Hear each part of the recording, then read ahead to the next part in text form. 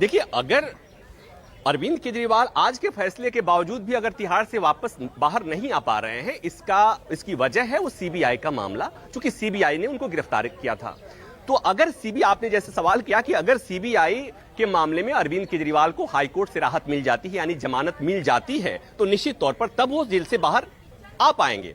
और ये जब दो मामले एक साथ होते हैं तो यही मुश्किल होता है कि कई बार एक मामले में राहत तो मिल जाती है, लेकिन दूसरे मामले में राहत नहीं मिलती है। यहां महत्वपूर्ण ये एक बात और है दर्शकों के समझने के लिए, और आप, मुझे लगता है कि हम मुझे भी समझने के लिए, कि कहा जाता है और जो लीगल प्रोविजन है उसके मुताबिक ईडी के मामले में जमानत की शर्तें बहुत मुश्किल होती हैं। उसका जो पीएमएलए एक्ट है, उसका सेक्शन 45 है, उसकी कंडीशन, इतनी कंडीशन है जिसके में जमानत नहीं मिलती। तो ईडी के मामले में गिरफ्तारी को ऐसे कहा जाता है कि एक बार गिरफ्तारी हो गई तो जमानत बहुत मुश्किल है।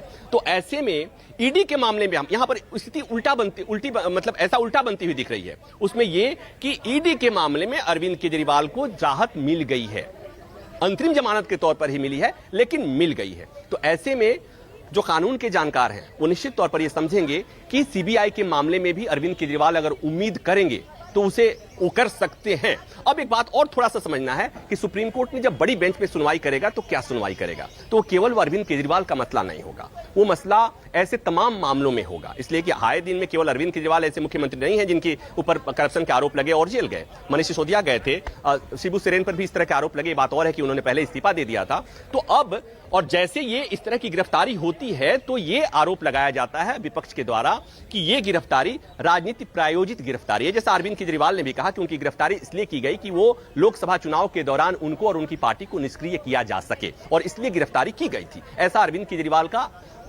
आरोप है। विपक्ष इसी तरह का आरोप लगाता है कि चुनाव के समय इस तरह की गिरफ्तारियां राजनीतिक बदले की भावना से की जाती हैं। तो अब सुप्रीम कोर्ट में जब सुनवाई होगी, तो इस विस्तृत चीज पर जब सुनवाई होगी, डिटेल में सुनवाई होगी, तो वहां पर कोर्ट यह तय करेगा कि ऐसे लोगों के लिए गिरफ्तारी की शर्तें क्या होगी, कब गिरफ्तार किया जाएगा, कब गिरफ्तार नहीं किया जाएगा। पीएमएलए एक्ट में दो सेक्शन बहुत महत्वपूर्ण हैं। उसमें है सेक्शन 19 और दूसरा है सेक्शन 45। 19 जो है वो कहता है कि तब तक गिरफ्तारी नहीं होगी जब तक जांच एजेंसी को यह पूरा भरोसा नहीं हो जाए कि आरोपी ही दोषी है, यानी उसको यह भरोसा होना चाहिए कि आरोपी ही दोषी है।